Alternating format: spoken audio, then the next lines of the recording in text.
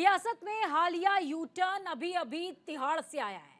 नमस्कार, आप देख रहे हैं इंडिया का सवाल। मैं हूं आपके साथ पूजा मोहन पांडे।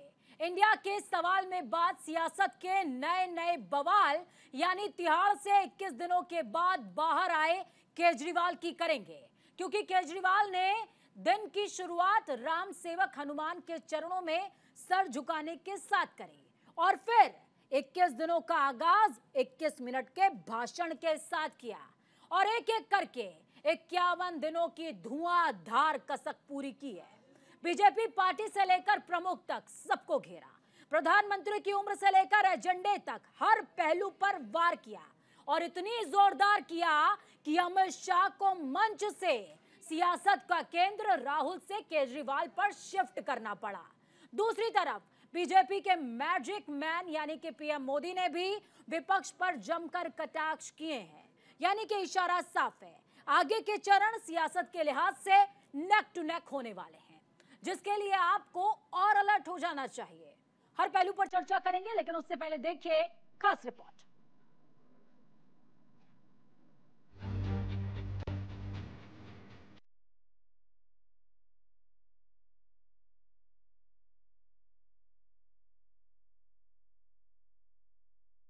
चुनावी घमासान के बीच अपनी जमानत की राह देख रहे सीएम अरविंद केजरीवाल को आखिरकार तीसरे चरण के बाद अंतरिम जमानत मिल गई है। रिहा होने के बाद मुख्यमंत्री अरविंद केजरीवाल आज कनॉट प्लेस के हनुमान मंदिर पहुंचकर दर्शन किए और इसके बाद पार्टी के दफ्तर में एक सभा को संबोधित किया। उन्होंने स्पीच की शुरुआत हनुमान जी से की और प्रधानमंत्री नरेंद्र मोदी, तानाशाही, भ्रष्टाचार, देश, विपक्षी गठबंधन से होते हुए प्रभु यानी कि भगवान पर खत्म की। हमारी पार्टी को कुचलने में, खत्म करने में प्रधानमंत्री जी ने कोई कसर नहीं छोड़ी। एक साथ हमारी पार्टी के 4 टॉप के नेता जेल भेज दिए एक साथ। अरविंद केजरीवाल, मनीष सिसोदिया, संजय सिंह, सतिंदर जैन। बड़ी बड़ी पार्टियों के अगर 4 टॉप के नेता जेल चले जाएं, पार्टी खत्म हो जाती है।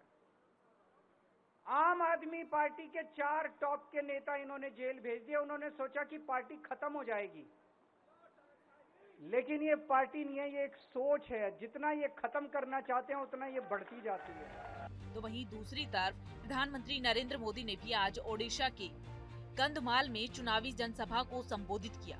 इस दौरान पीएम नरेंद्र मोदी ने दावा किया कि लोकसभा चुनाव में कांग्रेस 50 सीट पर भी नहीं जीत पाएगी और चुनाव के बाद उसे विपक्षी दल का दर्जा भी नहीं मिलेगा।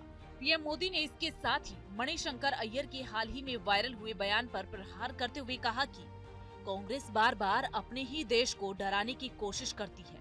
वो कहते हैं कि संभल कर चलो, पाकिस्तान के पास एटम बम है।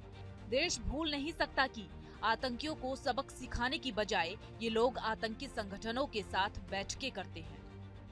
कांग्रेस बार बार अपने ही देश को डराने की कोशिश करती है। वो कहते हैं संभल के चलो, पाकिस्तान के पास एटम बम है, पाकिस्तान के पास एटम बम है, पाकिस्तान के पास एटम बम है। और कांग्रेस का हमेशा ऐसा ही रवैया है। ये जो पाकिस्तान के बम बम बम की बातें करते हैं ना, आज तो पाकिस्तान का हालात ये है कि बम को संभालना कहां, वो भी उसके बस का रोग नहीं है। अब तो वो बम बेचने के लिए निकले हैं, कोई खरीदने वाला मिल जाए। और लोगों को मालूम है क्वालिटी में दम नहीं है, वो माल भी बिकता रही है। 3 चरणों के मतदान हो चुकी है। चौथे चरण के मतदान 13 मई को होंगे और दिल्ली में 25 मई को चुनाव होने वाले हैं। उससे पहले दिल्ली के मुख्यमंत्री अरविंद केजरीवाल अंतरिम जमानत पर बाहर आ गए हैं। वो बाहर आते ही चुनावी मैदान में कूद पड़े और जमकर केंद्र सरकार पर भ्रष्टाचार का आरोप लगा रहे हैं। केजरीवाल ने कहा कि पीएम मोदी कहते थे कि मैं भ्रष्टाचार से लड़ रहा हूं, लेकिन देश के सारे लुटेरों और चोरों को उन्होंने अपनी पार्टी के साथ मिला लिया। अब कौन सही है, कौन गलत और कौन जनता को कंफ्यूज करने की कोशिश कर रहा है, ये तो जनता बखूबी जानती है। इसका जवाब भी जनता अपने मतदान से देगी। 4 जून को जनता का सारा हिसाब सामने आ जाएगा कि उनके लिए कौन सही और कौन गलत रहा। तो चलिए, चर्चा को खास बनाने के लिए हमारे साथ मेहमानों का एक लंबा पैनल है। खेमचंद शर्मा जी हैं हमारे साथ में बीजेपी से, विक्रम लोहिया कांग्रेस से हमारे साथ में जुड़े हुए हैं, संदीप चौधरी राजनीतिक विश्लेषक जुड़े हैं, पीयूष पंत वरिष्ठ पत्रकार, निवान शर्मा आम आदमी पार्टी से जुड़े हुए हैं। आप सभी का बहुत स्वागत है। स्वागत के साथ शुरुआत खेमचंद जी आपसे मैं करूंगी। बहुत तकलीफ में है केजरीवाल, बाहर आ गए।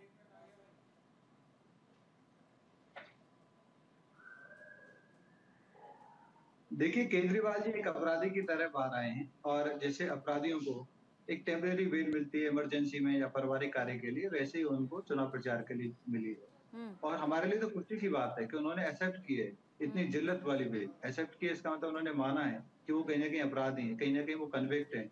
अदरवाइज वो ऐसी जिल्लत वाली बेल को कभी स्वीकार नहीं करते। वो तो भी अड़े हुए थे कि मैं तो ये कोर्ट में तय कर दूंगा। लेकिन खेमचंद जी, आपको ये नहीं लगता कि जिल्लत वाली हार से अच्छा है कि जिल्लत वाली बेल ले लें? नहीं, वो ठीक है, जिल्लत वाली हार तो अभी भी मिलेगी, क्योंकि अब उनको जवाब देना पड़ेगा, बताना पड़ेगा। अब वो कह रहे हैं कि देखिए मैं बाहर आ गया, मैंने कहा था। अरे बाहर कैसे आए हो? आप एक अपराधी की तरह इंटरिम बेल पे बाहर आए हो। आपको बेल नहीं मिली, आपको रेगुलर बेल नहीं मिली है, और ना ही आपकी जो गिरफ्तारी थी उसको गलत कहा है। सुप्रीम कोर्ट ने ये स्पष्ट लिखा है कि जो इंटरिम बेल दी है, इसका मतलब ये नहीं है कि भाई आप केस में साफ सुथरे हो गए, क्लीन चिट मिल गई, बिल्कुल नहीं। और आपके पास कोई अधिकार भी नहीं है, बिना अधिकार के आप बाहर आए हो। तो जनता पूछ रही है, इतना क्या लालच भाई? इतना क्या शीश महल की लग्जरी का लालच या कुर्सी का लालच कि आप दिल्ली को अपंग बनाए हुए हो, कहीं काम नहीं हो रहे, कोई डिपार्टमेंट आगे नहीं बढ़ रहा है, और आप चुपके हो सीएम बन के। आप हेमंत सोरेन जी से सीख लो, उनको जेल जाना पड़ा, उन्होंने इस्तीफा दिया और अपने दूसरे आदिवासी भाई को मुख्यमंत्री बनाया। आप क्यों नहीं बना सकते? क्या डर है आपको? क्या लालच है? क्या परेशानी है? तो ये अपने आप में दिखाता है कि पहली बार ऐसा हो रहा है, एक मुख्यमंत्री जेल जा रहा है, जेल से सीएम बना हुआ है। पहली बार ऐसा हो रहा है कि एक मुख्यमंत्री कन्विक्ट की तरह, अपराधी की तरह, और पहली बार ऐसा हो रहा है कि किसी के जेल से बाहर आते ही जो पहली पीसी करे, उसके बाद अमित शाह को उसका जवाब देना पड़ जाए। नहीं, तो अमित शाह जी को जवाब तो देना पड़ेगा। अब इंडिया गठबंधन वाले कह रहे हैं कि वो हमारे राहुल गांधी जी से बड़े नेता हैं, तो अगर वो विपक्ष में है तो हम तो विपक्ष के सभी नेताओं को, चाहे छोटा हो या बड़ा हो, बराबर का सम्मान देते हैं। अगर वो कोई बात रख रहे हैं तो जवाब देना तो हमारी ड्यूटी है, जवाब दें। ठीक है, आपके सवाल का जवाब निवान जी से ले लेते हैं। निवान जी, क्या कहेंगे सर? जी देखिए, बहुत बहुत नमस्कार। और देखिए, बौखलाहट देखिए बीजेपी की, ये चिल्लाते रहे पिछले 1 महीने 2 महीने से कि बेल क्यों नहीं मिल रही। निवान जी की आवाज को थोड़ा सा और वॉल्यूम दीजिएगा प्लीज। जी निवान जी बोलिए। आप सुन पा रहे हैं मुझे? जी जी जी जी जी जी जी। तो पिछले 1 महीने से ये चिल्ला रहे थे कि बेल क्यों नहीं मिल रही, बेल क्यों नहीं मिल रही, अगर निर्दोष हैं तो बेल क्यों नहीं मिल रही। अब जब सुप्रीम कोर्ट ने डिटेल डिस्कशन के बाद जो है वो उनको बाहर आने के लिए कहा और कहा कि वो प्रचार कर सकते हैं, तो अब ये कह रहे हैं ये तो किसी को भी मिल सकता है, ये तो कोई भी ले सकता है। बौखलाहट देखिए, अभी क्या कह रहे थे ये, अभी ये कह रहे थे कि क्या लालच है सत्ता की, क्यों आना चाहते हैं, क्यों मुख्यमंत्री बने रहना चाहते हैं। तो ये सवाल तो आज अरविंद केजरीवाल जी ने कर दिया। अरविंद केजरीवाल जी ने कहा कि जब इनकी पार्टी का संविधान इन्होंने बनाया कि 75 साल के बाद जो है वो रिटायर होना पड़ेगा, तो क्या लालच है प्रधानमंत्री जी को, क्या लालच है, वो दोबारा प्रधानमंत्री बनना चाहते हैं। क्या वो ये चाहते हैं कि देश में केवल एक ही नेता हो? क्या वो ये चाहते हैं हमारे हिंदुस्तान में मोदी जी के सिवा कोई नेता बन ही ना पाए, कोई और प्रधानमंत्री बन ही ना पाए? क्या ये सोच है इनकी, क्या ये लालच है इनकी? क्यों ये नहीं बता रहे कि जब 75 साल के मोदी जी सितंबर 2025 में हो जाएंगे तो उसके बाद कौन बनेगा प्रधानमंत्री, किसके लिए वोट मांग रहे हैं प्रधानमंत्री जी? क्या योगी जी प्रधानमंत्री बनाना चाहते हैं ये, कि अमित शाह जी के लिए वोट मांग रहे हैं? कौन पूरी करेगा मोदी की गारंटी अगर ये 1% आगे जो ये आने नहीं वाले? ये किसी भी हालत में जो है जनता इनको नकार दिया, जनता ने। ये लालच की राजनीति करते हैं, ये सेल्फ सेंटर्ड राजनीति करते हैं। आपको ये बात किसने कही कि प्रधानमंत्री 75 साल के हो जाएंगे तो वो पद पे नहीं रहेंगे? ये किसने कहा आपको? तो ये तो बीजेपी वाले ही कहते थे। क्यों लाल कृष्ण आडवाणी जी को हटा दिया इन्होंने, लड़ने नहीं दिया? क्यों मुरली मनोहर जोशी जी को हटा दिया? क्यों सुमित्रा महाजन जी को हटा दिया? ये तो यही कहते थे कि 75 साल के पार जो है युवाओं को मौका दीजिए, युवाओं को आगे लाइए। आज युवा नजर नहीं आ रहे हैं। ठीक है विक्रम जी आपके पास में आऊंगी, संपर्क हमारा टूट गया है। निवान जी अपनी बात पूरी कीजिए। जी विक्रम जी अपनी बात आप रखिए और सवाल की शुरुआत मैं ऐसे करूंगी। बिल्कुल, मैं आप सवाल का जवाब दीजिए, लेकिन उससे पहले विक्रम जी INDIA गठबंधन इस समय तो केजरीवाल जी के बाहर आने के बाद से बम है। देखिए, इंडिया गठबंधन तो पहले से ही बम था। इंडिया गठबंधन बहुत मजबूत था और मजबूत है और मजबूती से चुनाव लड़ रहा है। मैं भाजपा के ऊपर हंसी आती है देख करके, खिसियानी बिल्ली खंबा नोचे। रोज किसी ना किसी दल के नेता को फंसाने के लिए अमित शाह और मोदी सोचे। इनको शर्म आनी चाहिए। यहाँ बैठ करके ये कह रहे हैं जी उसको जमानत ये मिली है, जमानत वो मिली है। दे तो रहे थे बाबा राम रहीम को, अपने राम को।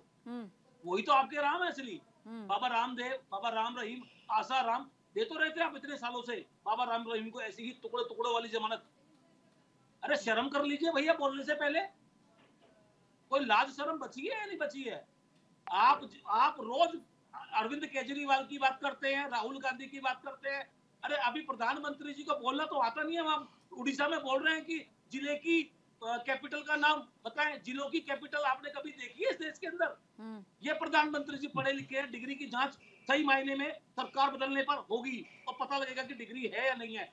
जिलों के कैपिटल बता रहे थे अभी उड़ीसा में आज प्रधानमंत्री जी कि जिलों के कैपिटल कौन कौन से, जरा बता दीजिए जिले के कैपिटल लेकिन विक्रम जी बहुत खुश हैं आप सर, लेकिन विपक्ष का पोस्टर बॉय बदल गया है सर। कर लीजिए, आ जाइए जनता के। विक्रम जी खुश बहुत हैं आप, लेकिन विपक्ष का पोस्टर बॉय बदल गया सर।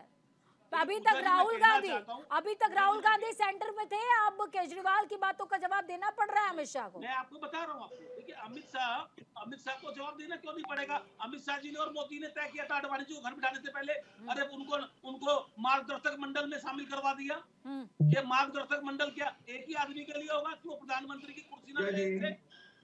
अपने बड़े सबसे ओपनिंग रिमार्क मार्गदर्शक मंडल में बिठा दिया और वो आज दूसरों को सलाह देता है दूसरी और अपने लिए कुछ और। अरे वाह भैया, आप तो देश के नागरिक हो, आप इस प्रकार की भाषा का प्रयोग करते हो, अपने नेताओं को ठिकाने लगाने का काम करते हो। ठीक है, भारतीय जनता पार्टी का असली चाल चरित्र है। पीयूष जी के पास जाऊंगी, विक्रम जी पीयूष जी के पास जाने दीजिए। परेशान है, आ रही हूँ सर आपके पास। उन्हीं मुद्दों से भाजपा भटक गई है। ठीक है, आप लाइन पर रहिए, आप मत भटकिए, भाजपा को भटकने दीजिए सर। हमारा गठबंधन लाइन पर है और हमेशा रहेगा। हमारा एक ही एजेंडा है, न धर्म की बातें न जाति का सहारा। विकास होता है कांग्रेस का नारा। ठीक है, विकास होता है कांग्रेस का नारा। पीयूष जी मैं आपके पास आऊंगी सर।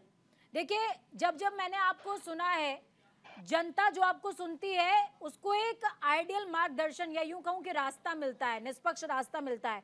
उसी उम्मीद के साथ सर सवाल है मेरा आपसे, अरविंद केजरीवाल के बाहर बेल पर आते ही लगातार सत्ता पक्ष निशाना साधने लग गया। अरविंद केजरीवाल ने 21 मिनट का भाषण क्या दिया, 21 बवाल खड़े हो गए। क्या बीजेपी में कोई नहीं है जो बेल पर बाहर है? सवाल ये। और दूसरा ये कि क्या केजरीवाल के बाहर आने के बाद अब नेक टू नेक फाइट वाकई हो गई है क्या? देखिए पूजा जी, दरअसल एक हम कह सकते हैं, मतलब अगर सीधी तौर से नहीं लेकिन एक इनडायरेक्टली हम एक इशारे के तरीके ये कह सकते हैं कि कहीं ना कहीं भारतीय जनता पार्टी ये देख रही थी कि जब इनके आम आदमी पार्टी के सारे नेता जेल में होंगे, जो भी टॉप के नेता हैं और खासकर अरविंद केजरीवाल जेल में होंगे, तो इनका कैंपेन पूरी तरीके से प्रभावित होगा और जिसका फायदा निश्चित रूप से दिल्ली में जो है भारतीय जनता पार्टी को मिलेगा। हालांकि भारतीय जनता पार्टी जो है दिल्ली में स्थापित है, इनके पास 7 सीटें यहाँ पे हैं, लेकिन फिर भी आम आदमी पार्टी और जो कांग्रेस का गठबंधन हुआ है उससे एक से एक जो है कि चुनौती जो है भारतीय जनता पार्टी के पास दिख रही थी। तो अरविंद केजरीवाल का भाषण देना और उसका जो है मोबिलाइज करना लोगों को निश्चित रूप से कहीं न कहीं भारतीय जनता पार्टी को खतरा दिख रहा था।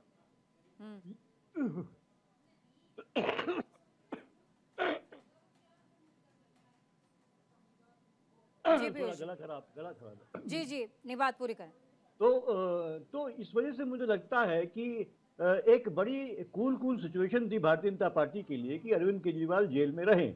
अब अरविंद केजरीवाल देखिए आते ही उन्होंने जो शगुफा छोड़ दिया, मैं तो शगुफा मानूंगा इसको, एक राजनीतिक शगुफा है, ताकि जो है कि जिस मोदी जी के चेहरे पे जो है चुनाव भारतीय जनता पार्टी लड़ती है, वो उनको ये कह दिया जाए जनता से कि साहब जो है कि ये तो रिटायर हो जाएंगे, क्योंकि इनका खुद का नियम है, इनकी पार्टी का 75 के बाद तो है ये जो है मार्गदर्शक हो जाते हैं इनके यहाँ नेता लोग। तो फिर क्या होगा, उस हिसाब से आपकी वो गारंटी का क्या होगा, जो वादे मोदी जी कर रहे हैं उनका क्या होगा। देखिए अभी चुनाव होना बाकी है दिल्ली में, और उसके पहले जो है छूट गए हैं अरविंद केजरीवाल, और निश्चित रूप से पहला अटैक उन्होंने जो है मोदी जी पे किया है, क्योंकि चुनाव भारतीय जनता पार्टी जो है मांगती है मोदी जी के चेहरे पे, इसलिए मोदी जी के लिए इस तरह की बातें करना उनको लगता है कि एक राजनीतिक रूप से फायदे का सौदा है, और मुझे लगता है इसीलिए उन्होंने इस तरह की बात यहाँ उठाई है। और भारतीय जनता पार्टी को निश्चित रूप से अब इसमें एक्सप्लेनेशन देना पड़ा अमित शाह जी को कि ऐसा कोई नियम नहीं है। भाई नियम तो है ही है पार्टी का, मान लीजिए आपका कोई संविधान में नहीं है, लेकिन ये एक पार्टी के अंदर एक सहमति पैदा हुई थी, तभी आपने जो है ये बनाया था कि जो 75 साल के होंगे वो जो मार्गदर्शक मंडल में चले जाएंगे। इसमें हमने देखा बहुत से नेता, चाहे वो अडवाणी हो, चाहे मुरली मनोहर जोशी हो, सुमित्रा महाजन हो, कलराज मिश्रा हो, सब लोग गए हैं। तो इसलिए उस तरीके से इनको भी जाना होगा, ये बात उन्होंने कहीं न कहीं संप्रेषित करने की कोशिश की है। मुझे लगता है ये कहीं न कहीं, और चूंकि ऐसा होना संभव नहीं है क्योंकि मोदी जी ही आएंगे तीसरी बार, ये तो पूरी भारतीय जनता पार्टी कह रही है और मोदी जी खुद कह रहे हैं, और मोदी जी पूरा प्रयास भी कर रहे हैं कि वो रिकॉर्ड तोड़ दें, हम जवाहरलाल नेहरू का जो रिकॉर्ड था उसको तोड़ा जाए। तो मुझे लगता है कि इसलिए ये एक्सप्लेनेशन देना पड़ा भारतीय जनता पार्टी को इस तरीके का कि ऐसा हमारे संविधान में नहीं है। लेकिन अरविंद केजरीवाल ने अपना जो एक वार है वो वार उन्होंने कर दिया है मोदी जी के ऊपर, और मुझे लगता है कि ये एक आप देखें तो आम आदमी पार्टी की यही खासियत है, और खासकर अरविंद केजरीवाल जो है वो जो है बहुत एक आक्रामक रूप में जो है वो जो है कि अपनी बैटिंग करते हैं। पीयूष जी एक सवाल मेरा रह गया, जो शुरुआत का सवाल था आपसे, कि क्या बीजेपी में कोई बेल में बाहर नहीं है क्या? क्योंकि मैं लिस्ट देख रही थी बीजेपी लीडर्स की, जिसमें 50 से ऊपर लीडर्स का नाम है जो बेल पर इस समय बाहर हैं। और निश्चित रूप से देखिए, और बहुत से ऐसे हैं जिनको इन्होंने अपनी पार्टी में शामिल किया दूसरी पार्टियों से, बिल्कुल उनमें ज्यादातर ऐसे हैं जो बेल पे बाहर हैं वो। और तमाम आपराधिक, आप देखिए एडीआर की रिपोर्ट देख लीजिए आप, उसमें आपको लगे 70 से 80 ऐसे सांसद हैं भारतीय जनता पार्टी के जो अपराधी, जिन पे अपराध है उनको, और बेल पे बाहर है वो उनमें से बहुत से। तो ये देखिए, ये एक सिर्फ कहने की बात है कि बेल पे कैसे बाहर हैं वो, और वो बेल तो देखिए सुप्रीम कोर्ट ने दिया है, सुप्रीम कोर्ट ने अपने इनिशिएटिव पे दिया है। सबसे बड़ी बात ये है, बिल्कुल उन्होंने, अरविंद केजरीवाल ने तो कहा मैं क्यों बेल मांगू, मैं तो अपनी गिरफ्तारी को ही गलत मान रहा हूँ, सवाल ये है। तो सुप्रीम कोर्ट ने इस बात को माना कि हाँ प्रचार के लिए जरूरी है कि मुख्यमंत्री को, इस समय चुनाव की बात है, इसलिए खुद सुप्रीम कोर्ट ने ये पहल करी और उनसे कहा कि आप एप्लीकेशन दीजिए, हम आपको इंटरिम एक बेल देंगे। ये भी बड़ी बात है जिसको ठीक है पीयूष जी, मैं आ रही हूँ आपके पास। संदीप जी जुड़ गए हमारे साथ। इसीलिए अरविंद केजरीवाल इसको बार बार उन्होंने अपने भाषण में कहा इस बात को कि मैंने मांगी नहीं थी बेल, मुझे दी गई है कोर्ट के द्वारा। बिल्कुल, ये बहुत बड़ा पॉइंट होता है उनके पक्ष में। संदीप जी आपके पास आऊंगे। अरविंद केजरीवाल के बाहर आते ही मुकाबला नेक टू नेक हो चुका है। बीजेपी लगातार आरोप लगा रही है, भ्रम फैलाने की कोशिश, और केजरीवाल कह रहे हैं 75 पूरा हो जाएगा अगली बार, सरकार कौन चलाएगा? देखिए पूजा जी, आप मुझे सुन पा रहे हैं? बिल्कुल मैं आपको सुन पा रही हूँ और सभी आपको सुन पा रहे हैं। संदीप जी बोलिए। देखिए पूजा जी, केजरीवाल जी के बाहर आने से कहीं ना कहीं इलेक्शन में एक नई ताकत आ गई है, क्योंकि जिस तरीके से अरविंद केजरीवाल की जो शैली है, जिस तरीके से वो, संदीप जी आपको मैं बीच में थोड़ा सा रोकूंगी। इस बीच जब हम आप सभी लोग बैठ करके बातचीत कर रहे हैं, चर्चा कर रहे हैं, उस बीच लाइव तस्वीरें भी हम रोड शो की दिखा रहे हैं। संदीप जी अपनी बात पूरी कीजिए। पूजा जी, मेरा कहने का तात्पर्य ये है कि जिस तरीके से अरविंद केजरीवाल ऐसे टाइम पर बाहर आए हैं, पूरा इलेक्शन के माहौल में देश रंगा हुआ है, और जिस तरीके का जन समर्थन अरविंद केजरीवाल को मिल रहा है, जिस तरीके की सपोर्ट अरविंद केजरीवाल को मिल रही है, तो उससे इंडिया गठबंधन का जो चुनाव है उसको एक धार मिलेगी, और कहीं ना कहीं बीजेपी का जो रथ था, बीजेपी को रथ को रोकने में ये लोग अपनी जान झोंक सकते हैं। और बीजेपी के नेताओं की अगर आप देखें, इनकी बॉडी लैंग्वेज देखें, इनकी फेस रीडिंग करें, तो पिछले कुछ समय से पहले और दूसरे राउंड के बाद वो कहीं ना कहीं खिसकी हुई नजर आती है। जिस तरीके से अरविंद केजरीवाल के कंधे ढले हुए नजर आते हैं, जिस तरीके से प्रधानमंत्री बोलते हैं किसी महिला के बारे में, किसी पार्टी के बारे में, जिस तरीके से पाकिस्तान से जोड़ने की कोशिश की जाती है, जिस तरीके से आतंकवादियों से जोड़ने की कोशिश की जाती है, तो अपने जो मुद्दे थे उन मुद्दों को भूल चुके हैं, अपने जो काम थे उन काम को गिनवाना भूल चुके हैं।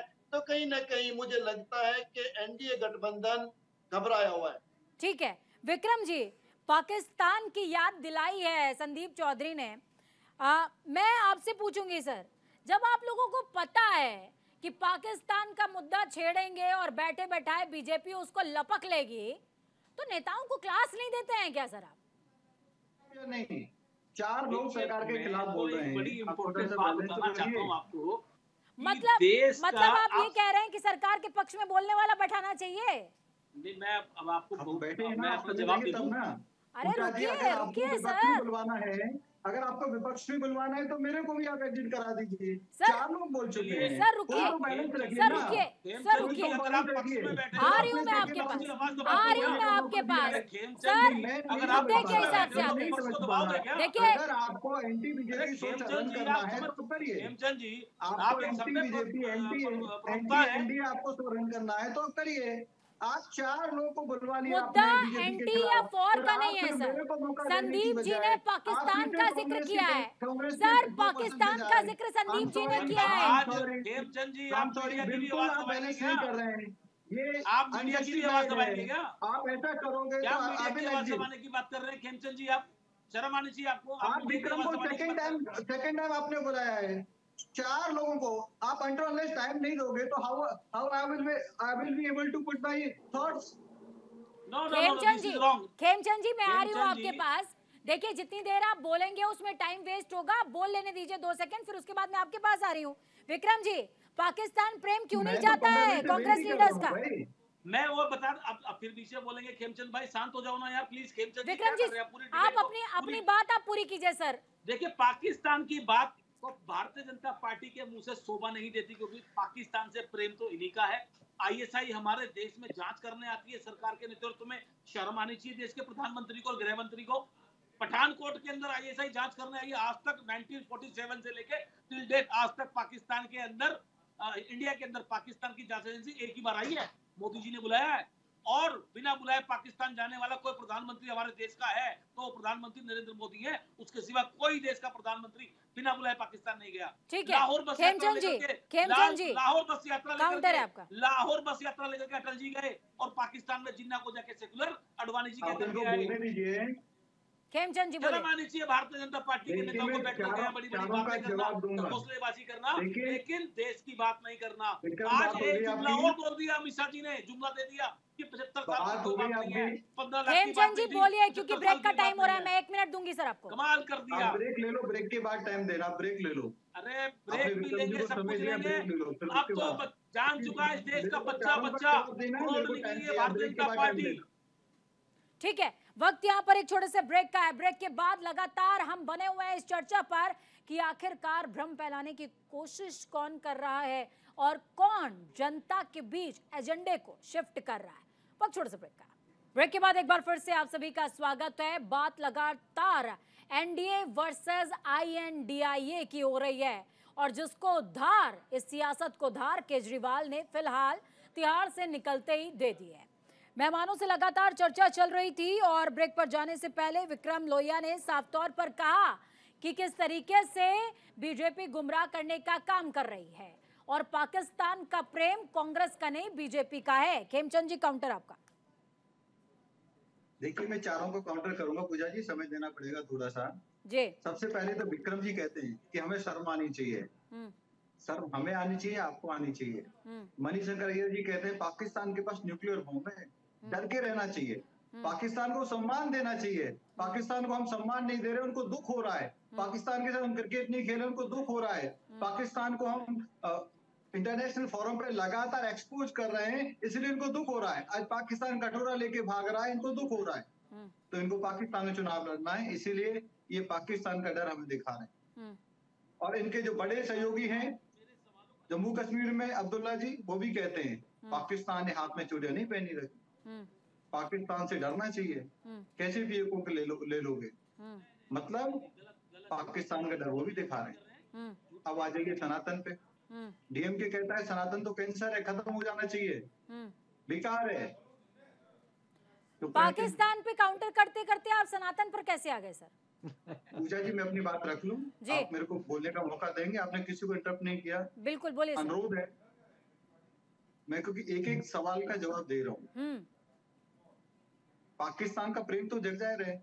अब बालाकोट में भी देख लीजिए, बालाकोट का जब इंसिडेंट होता है और वहाँ पे हमारे सैनिक शहीद होते हैं, तो राहुल जी लगातार वही बयान देते हैं जो पाकिस्तान बोल रहा है, और उनका डॉक्यूमेंट बना के पाकिस्तान डोसियर के रूप में पूरे इंटरनेशनल स्क्रीन पर लाइए खेमचंद जी को और विक्रम जी को। करता है और ये सबने देखा, ये सबने देखा। ये फिर से लेवल प्लेइंग फील्ड नहीं है। आप तो मेरी बात को ढकना चाहते हैं। मैंने चारों की बात बोली दी है और मैंने बोला नहीं। अगर आप फिर से जस्टिफाई करना चाहते हैं, मैं जब बात रख रहा हूँ तो आप कांग्रेस के नेता को तू में करना देना चाहते हैं तो ठीक है। आप इस तरीके से बिना बैलेंस के शो रन करते रहिए। के ऊपर बैठ करके झूठ बोल रहे हैं। ठीक है, विक्रम जी की विंडो की वॉल्यूम को थोड़ा सा डाउन कीजिए। खेमचंद जी बोलिए, बोलिए आप बोलिए, आपको मैं पूरा मौका दे रही हूँ सर, बोलिए। धन्यवाद, बहुत बहुत धन्यवाद। आधा घंटे के बाद ही सही, लेकिन आप मौका दे रहे हैं। 3 मिनट आप पूरा बोलिए सर। पाकिस्तान का प्रेम तो इनके मणिशंकर अय्यर, इनके सहयोगी जम्मू कश्मीर के उससे साफ जाहिर हो रहा है। जिस तरीके से राहुल गांधी ने बयान दिया डोसियर के रूप में, सभी इंटरनेशनल फोरम पे पाकिस्तान का उपयोग किया। पाकिस्तान ने भारत को बुरी तरीके से उस पे, और लेटेस्ट पंजाब के पूर्व मुख्यमंत्री चन्नी जी कहते हैं कि अभी हमारे जो एयरफोर्स के जवानों पे अटैक हुआ है वो पाकिस्तान ने नहीं करवाया, वो उग्रवादियों ने नहीं किया, बल्कि वो सरकार ने करवाया। इससे ज्यादा नीचता क्या होगी? और कहते हैं हमें शर्म आनी चाहिए। अब बात आती है केजरीवाल जी की। केजरीवाल जी, आम आदमी पार्टी कहती है कि राहुल गांधी से बड़े नेता हो गए, इंडिया गठबंधन के सर्वोपरि नेता हो गए, अच्छी बात है। अगर किसी को परेशानी हो रही है तो राहुल गांधी को हो रही है, भारतीय जनता पार्टी को बिल्कुल परेशानी नहीं है। हमारी बॉडी लैंग्वेज पूरी कॉन्फिडेंट है, क्योंकि हम जानते हैं, हम अच्छे हैं, हमने काम किया है, और दूसरी ओर जो लोग हैं वो भ्रष्टाचारी हैं। केजरीवाल जी ने जिल्लत भरी जमानत स्वीकार की है। वो जिल्लत भरी जमानत, अभी आप कह रहे थे कि भारतीय जनता पार्टी के नेता भी जमानत पे, कोई भी भारतीय जनता पार्टी का नेता इंटरिम बेल पे नहीं है, जो जिल्लत भरी बेल होती है। अभय सिंह सर, अभय सिंह कौन है सर? अभय सिंह कौन है सर? अभय सिंह क्या हमारी पार्टी का अध्यक्ष है? क्या हमारी पार्टी का मंत्री है? क्या पार्टी का हमारी का किसी यूनिट का अध्यक्ष है? प्लीज कंपेयर करो, क्या बातें कर रहे हैं आप? केजरीवाल जी जो अपनी पार्टी के अध्यक्ष हैं, सर्विंग सीएम है, जिल्लत भरी वो इंटरिम बेल को स्वीकार करते हैं, जो एक अपराधी को मिलती है, जो कन्विक्ट को मिलती है, वो उन्होंने स्वीकार की, और 2 जून को उनको फिर से जेल में जाना है। उनके पास कोई राइट नहीं है, कोई अधिकार नहीं है। दिल्ली पूछ रही है हमने कौन सा पाप किया है कि हमें आप जैसे सीएम को झेलना पड़ रहा है? झारखंड में और भी सीएम थे, जब उनको जेल जाना पड़ता है वो इस्तीफा देते, ये इस्तीफा नहीं देते, जेल से सरकार चला रहे हैं। अब बिना अधिकार से अपने बाहर आए हैं तो अभी भी चुपके हुए हैं। ना बिजली, ना पानी, ना सड़क, ना ही प्रदूषण का कोई काम हो रहा है, और बच्चों को किताब कॉपी तक नहीं मिल पा रही है, जो इनकी जो बेसिक ड्यूटी है। लेकिन फिर भी सीएम की कुर्सी से चिपके हुए हैं और कहते हैं कि हमें टक्कर देंगे। कैसे टक्कर देंगे? जनता पूछ रही है। आपको चुना था काम के लिए, लेकिन आप अपना जो पर्सनल बेनिफिट है, शीश महल का जो ऐसो आराम है, शीश महल में जो आपने स्विमिंग पूल बनवाया हुआ है, उसकी जो लग्जरी है, उसके लालच में आप चिपके हुए हैं। हमने आपको, हमारी तो कोई चिंता है नहीं आपको।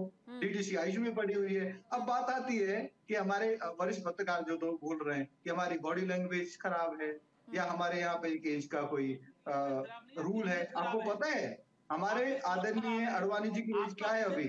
97 ईयर ओल्ड। 10 साल पहले की उनकी एज कितनी थी? 97, 87। ठीक है खेमचंद जी, अब मैं इंटरप्ट करूंगी, खेमचंद जी 3 मिनट आपके हो चुके हैं सर, 3 मिनट हो चुके हैं। निवान जी काउंटर है आपका।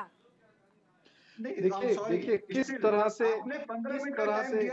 सुन लीजिए सर, मैं सबसे जवाब दूंगी ना सर। खेमचंद जी आधे घंटे आप अकेला नहीं बोल सकते हैं सर। निवान जी बोलिए। किस तरह से दिशाहीन बातें, कोई विजन नहीं है। ये 10 साल से सत्ता में है, इनके पास एक भी ऐसा काम नहीं है जो ये देश को बता पाए कि हमने देश के लिए ये काम किया। 2014 में ये झूठ बोलकर आए। 2019 में इन्होंने क्या कहा कि 70 साल के गड्ढे थे, हमें भरने में समय लगेगा। 2019 में बोलते हैं कि हमें आप इतना थोड़ा सा समय दे दीजिए, हमें थोड़ा सा काम मुश्किलात आ रही है, हम काम करेंगे। हम 2022 तक जो है किसानों की आय दुगना करेंगे, हम लोगों को घर देंगे, हम लोगों को छत देंगे, हम लोगों को कर्जे से मुक्त करेंगे। 2022 के बाद इन्होंने कोई बात ही नहीं करी। 2024 में 2047 का जो है झुंझुना पकड़ा रहे हैं लोगों को, ये इतना गुमराह कर रहे हैं लोगों को। विक्रम जी, मैं एक बात पूछना चाहता हूं भारतीय जनता पार्टी के प्रवक्ता साहब से। वो तो चले गए हैं सर, पूछेंगे आप किससे जी। अब मैं तो कह रहा हूं, देखिए आदरणीय है, ये भारतीय जनता पार्टी के प्रवक्ता इसलिए छोड़ के भाग गए क्योंकि उनके पास जवाब नहीं है। जनता आज उनसे पूछ रही है कि 10 साल में आपने जो 2014 में वादे किए थे वो आज 24 में कर रहे हो। सही कहा आम आदमी पार्टी के प्रवक्ता साहब ने कि 2022 तक सबका पक्का घर होगा, घर में नल होगा, नल में जल होगा। 2022 तक किसानों की आय दुगनी कर दूंगा, सबको 100 स्मार्ट सिटी बना दूंगा, मैं काला धन ले आऊंगा, मैं 15 लाख खाते में दे दूंगा, लेकिन विक्रम जी को बराबर कर दूंगा, आतंकवाद समाप्त कर दूंगा। देखिए विक्रम जी, हम इस बात को पूरी तरह से डिनाई नहीं कर सकते। मैं अपनी बात करूं तो मैं एज अ जर्नलिस्ट इस बात को पूरी तरह से डिनाई नहीं कर सकती हूं कि बीजेपी ने कोई भी काम नहीं किया, क्योंकि सैनिटाइजेशन को लेकर के इंडिया की जो कंडीशन थी वो इम्प्रूव करने में बीजेपी ने बहुत बड़ा रोल अदा किया है सर, और उसको डिनाई नहीं किया जा सकता। कैसी कंडीशन? किस कंडीशन की मैं बात कर रही हूँ, क्या आपको नहीं समझ में आ रहा है किस तरीके से पूरे इंडिया के अंदर टॉयलेट्स की कंडीशन थी? एक सेकंड, इस बात पे एक जवाब ले लीजिए। नहीं बीच में ना बोले कोई। हाँ मैडम, एक सेकंड, अरे भैया एक मिनट रुकिए। मैडम कौन सी कंडीशन? टॉयलेट्स की क्या कंडीशन थी सर, वो किससे छुपा हुआ है? हमारे देश के अंदर टॉयलेट नहीं थे क्या? अरे आज जो वोट पड़ रहा है ना, स्कूलों में पड़ रहा है, वो कांग्रेस पार्टी ने स्कूल बनाए, वरना वोट भी शौचालय में पड़ रहा होता। वोट भी शौचालय में पड़ रहा होता अगर कांग्रेस पार्टी ने स्कूल बनाए होते। मैडम मैं आपको, देखिए आपने एक बात कही, मैं तथ्यों के साथ आपको बताता हूँ। आपने भी शौचालय की बात करी, इन्होंने जो शौचालय बनाए हैं वो कागजों पे हैं, और मैं प्रूव कर सकता हूँ ये वो कैसे कागजों पे हैं। हाई कोर्ट ने इनको जुर्माना लगाया, किसी ने प्ली डाली थी और उसने बोला था कि इनके सारे टॉयलेट जो हैं गांव-गांव ये बताते हैं सब कागजों पे हैं। हाई कोर्ट ने उसका सर्वे कराया और हाई कोर्ट ने इनको जुर्माना लगाया। 5 लाख रुपए का इनको जुर्माना लगा कि आप प्लानिंग मोड से बाहर निकलिए और एक्टिव मोड में आइए। आप जो ना बॉयज स्कूल्स में शौचालय निकले, ना गर्ल्स स्कूल में शौचालय निकले, और ये मैं ऑन रिकॉर्ड आपको बता रहा हूँ, ये केवल और केवल झूठ फैलाते हैं। आप और हम क्या गांव-गांव में देखने जा रहे हैं कि शौचालय बने कि नहीं बने? ये झूठ का पुलिंदा मीडिया के सामने रखते हैं, और ये एक श्वेत पत्र पे क्यों नहीं ये जारी करते? जितना इन्होंने ये संकल्प पत्र लेके आए हैं, पहले तो ये ओरली झूठ बोलते थे। ये दुनिया की पहली ऐसी पार्टी आ गई जो रिटर्न में झूठ बोलती है। ये श्वेत पत्र में क्यों नहीं बताते कि हमने कितने शौचालय बताए? आज तक नहीं बता पाई। इलेक्शंस की जो मौजूदा कंडीशन है, उस मौजूदा कंडीशन में हनुमान, राम, मंगलसूत्र, मछली, मुसलमान सबकी एंट्री हो गई। केजरीवाल जेल में थे, उनकी भी एंट्री हो गई। अब चुनाव किधर जाते नजर आ रहे हैं सर? देखिए पूजा जी, चुनाव तो पहले से ही जहां तक सत्ता पक्ष का सवाल है तो वो एक अपनी दिशा खो चुका है, और विपक्ष ये कोशिश कर रहा था लगातार कि वो मुद्दों पे ही जो है केंद्रित रखे, और उन्हीं मुद्दों के चूंकि असर होता हुआ जनता में दिखाई दे रहा था, क्योंकि बराबर उसमें बात हो रही थी, तो सत्ता पक्ष को लगा कि नुकसान न हो जाए, तो उन्होंने उसको मोड़ दिया। और फिर आप देखिए तमाम इस तरह से धार्मिक चीजों से जुड़ी जो भी प्रथाएं हैं, प्रैक्टिसेस हैं, या जो व्यवहार लोग करते हैं, लेकिन ये कौन नहीं कर रहा है पीयूष जी? ये कौन नहीं कर रहा है? विपक्ष नहीं कर रहा है, विपक्ष भी तो कर रहा है। केजरीवाल निकलते ही हनुमान जी के मंदिर जाते हैं, मत्था टेकते हैं। प्रियंका गांधी आए दिन रुद्राभिषेक करती हुई, त्रिपुंड लगाती हुई नजर आ रही हैं। कौन नहीं कर रहा है? तो केजरीवाल जी ने क्या चुनावी रैली में बोला? ये देखिए चुनावी रैली करी उन्होंने वहां पर। देखिए पूजा देखिए, लेकिन ये एजेंडा सेट किसने कर दिया? ये agenda set Bharatiya Janata party ने कर दिया, आदरणीय नरेंद्र मोदी जी ने कर दिया। हर मंदिर जाते जाते जो है कि वो, अब क्या है कि देखिए चूंकि ये हिंदू बहुल राष्ट्र है, ये हिंदू बहुल देश है, तो हिंदुत्व की जहां तक जो हिंदू बहुल जो जनसंख्या है वो उसका एक धार्मिक मत होता है, तो उससे का अपमान ना हो जाए या कहीं हर्ट ना हो जाए, तो इससे जो है दूसरी पार्टियों को भी वो उस रास्ते पे चलना पड़ जा रहा है। ठीक है, ठीक है, ठीक है। मैं मानता हूँ। खेमचंद जी, खेमचंद जी, मैडम 10 सेकंड, मुझे 10 सेकंड दे दीजिए सिर्फ। निवान जी आ रही हूँ, सिर्फ 10 सेकंड आ रही हूँ सर। आपने एक बात और कहूंगा पूजा जी, कि आपने जो बात कही सही कही है कि अरविंद केजरीवाल को छूटने के बाद हनुमान मंदिर नहीं जाना चाहिए था, अपने लोगों के पास जाना चाहिए था। क्योंकि अगर आप भारतीय जनता पार्टी की धर्म की राजनीति को आलोचना करते हैं तो आप भी क्यों उसको फॉलो कर रहे हैं, आप क्यों चाह रहे हैं, ये मैं मानता हूं। मेरे को इस पे जवाब देने चाहिए। खेमचंद जी आ रही हूँ, नवीन जी आपके पास आ रही हूँ। निवान जी, खेमचंद जी, एक स्लोगन है कि भक्त के वश में है भगवान। कहीं ऐसा ना हो कि हनुमान जी के वश में राम है और जनता विपक्ष के वश में हो जाए। देखिए, अच्छा लगा कि केजरीवाल जी हनुमान मंदिर गए कि वही केजरीवाल जी हैं जो मंदिर ना बनाने के लिए कोशिश करते थे, कहते थे मंदिर की जरूरत क्या है। ये वही केजरीवाल जी हैं जिनके नेता कहते हैं कि राम को मत मानो, हनुमान जी को मत मानो, गणेश जी को मत मानो, पार्वती जी को मत मानो। वो आज भी हमारी पार्टी में, आज भी उनको बाहर नहीं निकालना है, आज भी वो MLA हैं, आज भी वो सम्मानीय नेता हैं। तो अगर इतना बदलाव आया है भारतीय जनता पार्टी की वजह से, मोदी जी की वजह से, तो अच्छी बात है। लेकिन क्या ये बदलाव सिर्फ राजनीति के लिए है, चुनाव के लिए है, या परमानेंट है, ये देखने वाली बात है। परमानेंट है तो अच्छी बात है, नहीं तो ये ढोंग है। तो ये जनता देख रही है कि पहले तो नहीं गए, रेगुलर तो नहीं है, रेगुलर तो ऐसा करते नहीं है, रेगुलरली तो ऐसी आस्था प्रस्तुत नहीं करते, लेकिन फिर भी गए, अच्छी बात है। इसमें कोई विकास की बात कर मेरे भाई, विकास की बात कर। सुन लो यार, सुन लो। आप बड़े भाई हो, मैंने आपको डिस्टर्ब मेरे भाई, आप पॉपकॉर्न बन गए हो, आप कुछ समय से पॉपकॉर्न बन रहे हो, पटर पटर पटर पटर कर रहे हो। मैं उस तरीके की डिबेट नहीं करना चाहता।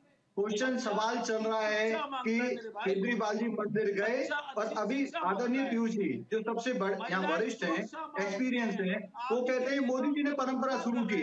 मतलब पहले ताजमहल जाते थे, मस्जिद जाते थे, लाल किले पे जाते थे, या ऐसे जामा मस्जिद पे जाते थे हमारे फॉरेन डिग्निटी को ले जाकर, वो ठीक था। लेकिन मोदी जी मंदिर जाने लग गए तो दर्द हो गया। सनातन का उत्थान हो गया तो दर्द हो गया। सनातन का आज हर जगह प्रचार हो गया तो दर्द हो गया। कैसी सोच है ये? कैसी घटिया सोच है कि मोदी जी ने शुरू किया है? अरे मोदी जी सबके प्रधानमंत्री हैं, मोदी जी की ड्यूटी की है। हमारी जो संस्कृति है, हमारी जो पहचान है, उसको बना के रखे, उसको पूरे सामने रखे, पूरे विश्व के पटल पे रखे। निवान जी काउंटर है। देखिए प्लीज आपसे आप फिर वही करेंगे। देखिए आज पूरी तरह से सर एक एक करके बोलो। आज मैं ऑन रिकॉर्ड पूजा जी, क्या मेरा टाइम हो गया? आज आपने पहले भी टाइम नहीं दिया, अभी नहीं दिया। भारतीय जनता पार्टी के जो प्रवक्ता है, ये पूरी तरह से एक्सपोज हो चुके हैं। इन प्रवक्ताओं के पास अपनी पार्टी का बताने के लिए एक काम नहीं। आप देखिए कैसे ये गुमराह कर रहे हैं जनता को। इनके पास एक काम नहीं है। 2019 के बाद इनका असली चेहरा जो है वो जनता के सामने आ गया। इनका नकाब उतर गया इनके चेहरे से। ये झूठ बोल के जब सत्ता में आए थे, इनके पास ना काम करने की नीति है, ना नियत है। इनको ना काम करना आता है, ना इन्होंने रोजगार देना है, ना इन्होंने किसानों के लिए कुछ करना है। ये केवल और केवल लोगों को बेवकूफ बना के और डरा के सत्ता में आना चाहते हैं, जो कि अब नहीं होने वाला। अगर अरविंद केजरीवाल जी जेल से निकलकर जो है वो हनुमान जी के मंदिर गए, तो क्या आप हनुमान जी के मंदिर जाके पूछिए अरविंद केजरीवाल जी वहां पर कितनी बार आते हैं और कब कब आते हैं। आज मीडिया के कैमरे वहां थे। जब अरविंद केजरीवाल जी वहां पर मंगलवार को जाते हैं, वहां पे मीडिया के कैमरे साथ नहीं होते, क्योंकि वो अभी जेल से आए तो वो कवरेज मिली। अरविंद केजरीवाल जी रेगुलर मंदिर जाते हैं। इनकी तरह मंचों से ये नहीं बोलते कि मंगलसूत्र आपका छीन के ले जाएंगे। मंदिर छोड़ते हैं, उम्र पर आते हैं। ये लोग फर्जी लोग हैं। मंदिर छोड़ते हैं, उम्र पर आते हैं। मंदिर छोड़ते हैं, उम्र पर आते हैं। निवान जी ये वन नेशन वन लीडर चाहते हैं। इनको हटाना बहुत जरूरी है। ये संविधान के खिलाफ है, ये लोकतंत्र के खिलाफ है। ये वो पार्टी है जो हमारे देश के भविष्य के खिलाफ है। सर इतना ही वो देश के लिए हानिकारक होते हैं तो 2 टेन्योर से वो देश में ना होते। सर 2 टेन्योर से देश में ना होते। देश की सियासत पर बैठे हुए हैं 2 टेन्योर से सर। ठीक है संदीप जी मैं आपके पास आ रही हूँ। निवान जी थोड़ा सा धैर्य रखिए सर, जनता को मौका दीजिए। संदीप जी, मैं आपके पास आऊंगी। प्रधानमंत्री की उम्र को लेकर के अरविंद केजरीवाल लगातार उन्होंने निशाना साधा कि 75 सालों का जो एक क्राइटेरिया बीजेपी ने डिसाइड किया, उस क्राइटेरिया को टच करने जा रहे हैं प्रधानमंत्री, और बीजेपी में बौखलाहट हो गई, या यूं कहें कि सत्ता पक्ष में बौखलाहट हो गई। इसको आप कैसे देखते हैं? और अमित शाह ने साफ तौर पर कहा कि कंफ्यूजन मत क्रिएट कीजिए। देखिए पूजा जी, ये जो बात, आप मुझे सुन पा रहे हैं पूजा जी? बिल्कुल बिल्कुल, बोलिए। पूजा जी, ये जो बात निकल के आई है, जो केजरीवाल जी ने कहा है, ये मोदी जी की ही देन है। मोदी जी ने कई नेताओं को ठिकाने लगा दिया, उम्र वाली बात को ला करके उनकी राजनीति खत्म कर दी। तो ये हमारी राजनीति का हिस्सा है, जो कि उन्होंने ये बात कही है तो ये निकल कर सामने आएगी। लेकिन अपने लिए क्या मापदंड होंगे, क्या जो दूसरों के साथ मापदंड रहे हैं वो अपने साथ भी रहेंगे, या वही फेवर वाली बात आ जाएगी कि भाई मेरा अपना मामला अलग है और दूसरों के लिए अलग है। लेकिन मैं ये कहना चाहता हूँ, हमारे देश की इस बदलती राजनीति में 10 साल बीजेपी के भी रहे पूजा जी, पहले हमने कांग्रेस का भी लंबे समय देखा, लेकिन इस पूरे समय में सबसे बड़ा जो नुकसान हुआ है वो परशुराम के वंशजों का हुआ है, वो ब्राह्मण समाज का हुआ है। और ब्राह्मण समाज का जो हमारे देश में, सर, आप राजनीतिक विश्लेषक है, जातिवार बात मत कीजिए। मुझे आपसे उम्मीद थी कि कुछ बेहतर बोलेंगे आप सर। खेमचंद जी, खेमचंद जी, उम्र को लेकर के एक बार मुझे सवाल ले लेने दीजिए सर। उम्र को लेकर के एक सवाल ले लेने दीजिए खेमचंद जी। बीजेपी लगातार, उसने कई बार अपना क्राइटेरिया सेट किया कि 75 साल का जो लीडर हो जाएगा उसको हम रिटायर पोजीशन में लेकर के जाएंगे। अब प्रधानमंत्री 17 सितंबर को 75 साल के हो रहे हैं, लेकिन अमित शाह कह रहे हैं शगुफा है। 15 लाख को भी पहले शगुफा कह दिया, 75 साल को भी शगुफा कह रहे हैं। पूजा जी, आप मेरे को समय दे रहे हैं या फिर 30 सेकंड का सवाल है तो मैं नहीं बोलूंगा, बिकॉज आप समय देंगे तो बोलूंगा, नहीं तो मैं चुप रहूंगा। सर, अगर आप ये चाहते हैं कि आधे घंटे और 1 घंटे आप ही बोलें तो सॉरी, लेकिन 2 से 3 मिनट एक एक गेस्ट को मैं दे सकती हूँ सर। आप बहस करने में टाइम वेस्ट करते हैं सर। आप बोलिए, अपना जवाब दीजिए, जवाब दीजिए सर, जवाब दीजिए सर। आप प्रॉपर टाइम नहीं देंगे, मैं नहीं बोलूंगा। आपके क्वेश्चंस के लिए मैं नहीं बैठा हूँ, पार्टी की बात रखने के लिए बैठा हूँ। आपने टोटल मेरे को 1 मिनट नहीं दिया। आप ये सवाल ले रहे हैं सर, आप प्रधानमंत्री की उम्र का सवाल ले रहे हैं या उसको? मैं कर लूंगा जब आप टाइम एलोकेट करोगे, मैं आप तो टाइम निकाल रहे हो सर, ऑन स्क्रीन आप टाइम निकाल रहे हो, आप ऑन स्क्रीन टाइम निकाल रहे हो। आप क्या बात कर रहे हो सर? आप एंटी बीजेपी शो रन या कर आपके रहे हो, पास जवाब नहीं है? पार्ट नहीं बनूंगा। आप एंटी बीजेपी शो रन कर रहे हो, जो बीजेपी का स्पोक्सपर्सन बोल रहा है। आप क्या चाहते हैं, मैं as a journalist for BJP show run करूं? मैं फॉर बीजेपी शो रन करूं या मैं जनता की बात करूं? आप क्या बात कर रहे हैं? स्पोक्सपर्सन को बोलने तक नहीं दे रहे हैं, उनको समय तक नहीं दे रहे हैं। सर, इस डिबेट का लिंक दिखा, इस डिबेट का लिंक निकाल करके जनता बोलिए। 10 सेकंड के बाद नहीं रुकने वाला, बोलिए। अब आपने, मैं आपको पूरा 1 से 2 मिनट दूंगी, बोलिए। सुन लीजिए, पाकिस्तान की बात की, केजरीवाल जी की बात की, हमारे कॉन्फिडेंस की बात खेमचंद की। जी बोलिए, खेमचंद जी बोलिए। मैं बोल रहा हूँ ना, आप चुप रहिए ना। बोलिए। सवाल था पाकिस्तान का प्रेम, पाकिस्तान नहीं, प्रधानमंत्री की उम्र। सवाल है सर, प्रधानमंत्री की उम्र। प्लीज डोंट डिस्टर्ब, यही तो कह रहा है आपका कांग्रेस प्रेम। अब आप शांत रहेंगे? पाकिस्तान के प्रेम पे मेरी बात कंप्लीट नहीं हुई। केजरीवाल की जो सो कॉल रिहाई हुई है, जिसका सेलिब्रेशन हो रहा है, मेरे को कंप्लीट करने दीजिए 6-7 क्वेश्चन। और अभी वरिष्ठ पत्रकार जी ने बोला है कि हम लोगों ने गलत प्रेसिडेंट तय किया है कि हम मंदिर जाते हैं। गजब बात है। और एज का, अरे हमारे आदरणीय अलके अडवाणी जी की एज क्या है आपको पता है? किसने कहा कि 75 का हम लोगों ने कोई रिटेन संविधान बना रखा है? नहीं। जब इनको पता है कि कोई मुद्दा नहीं है तो अब एज पे ही आ जाओ। कोई मुद्दा नहीं है तो समाज को तोड़ने के लिए आप पर्सनल लॉ को अलाउ कर दो। कोई मुद्दा नहीं है तो पाकिस्तान की धमकी दे दो कि परमाणु बम में संभल जाओ, पीओके की तरफ देखो मत, वो जमीन आपकी नहीं है। जिस तरीके से 1971 में हम लोग युद्ध जीत के भी हार गए, हम लोगों ने टेबल पे कुछ भी नहीं लिया, इवन अपने सैनिक तक नहीं लिए, पीओके नहीं लिया, वैसे ही आप पीओके की तरफ मत देखो। उनके पास बम है, उन्होंने हाथ में चूड़ी नहीं पहन रखी है। चाहते क्या है?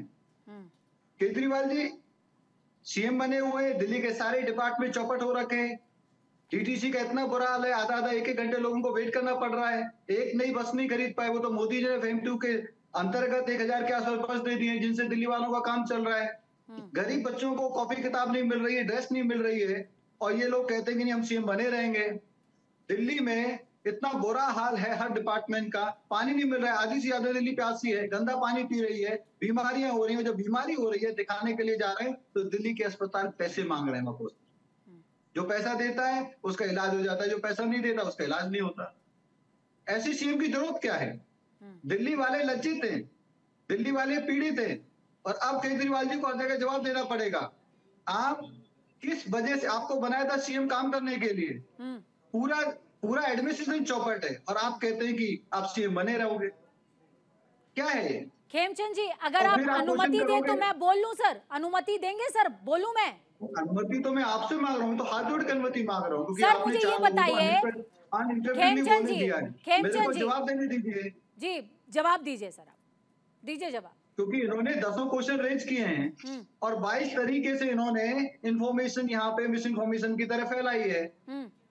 भारतीय जनता पार्टी ने काम किया है, Bharatiya Janata party full confident है, भारतीय जनता पार्टी के बॉडी लैंग्वेज में कोई दिक्कत नहीं। भारतीय जनता पार्टी की बॉडी लैंग्वेज साफ साफ दिखाती है कि हम 400 पार कर रहे हैं, हम पूरे बहुमत से आ रहे हैं, क्योंकि जनता का विश्वास, जनता का प्यार हमारे साथ है।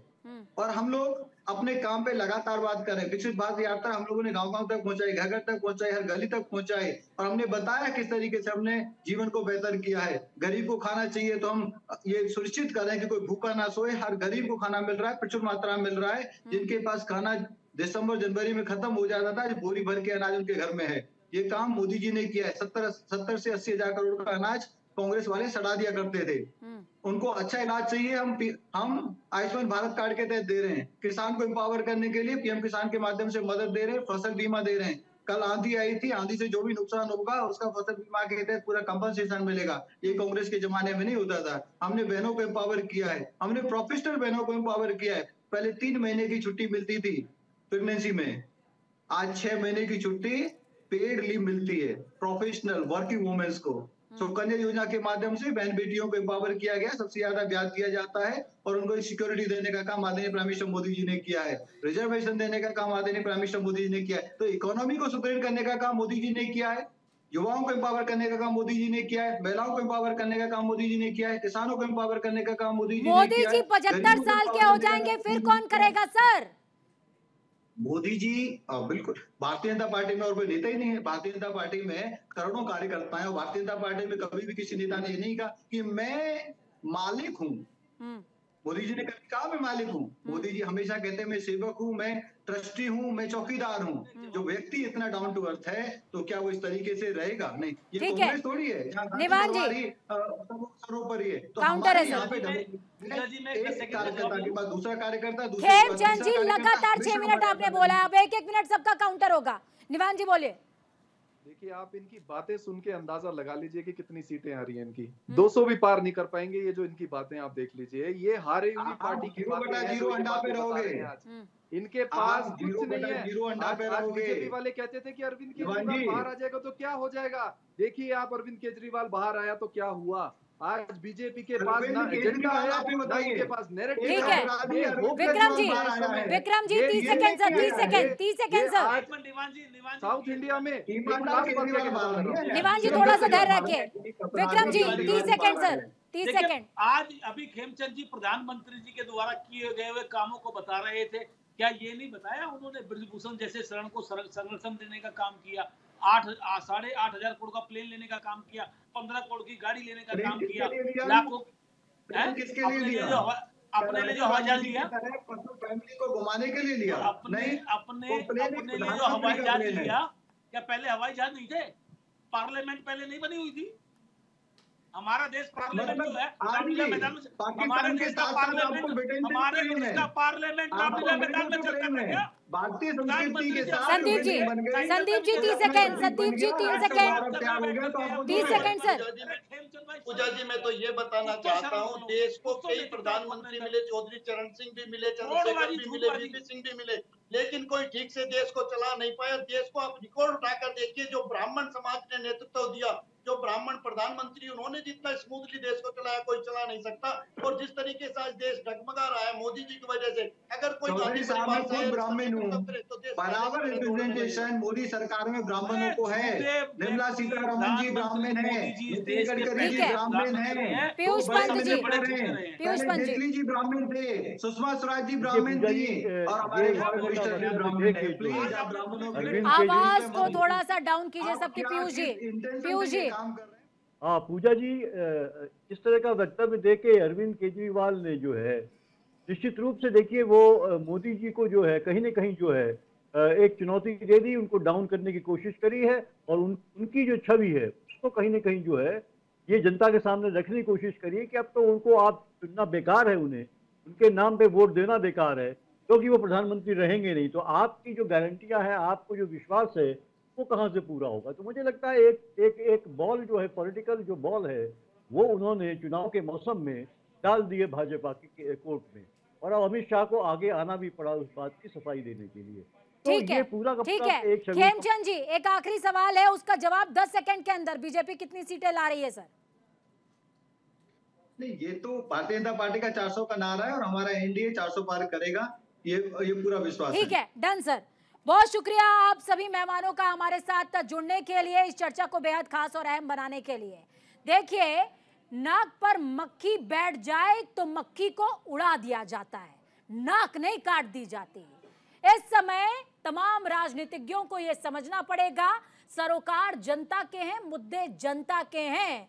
नाक मत काटिए एक दूसरे की, जनता के सरोकारों की बात कीजिए, विकास की बात कीजिए, और बताइए कि अगर जीत गए तो क्या पूरा होगा, क्या अधर में लटका रह जाएगा।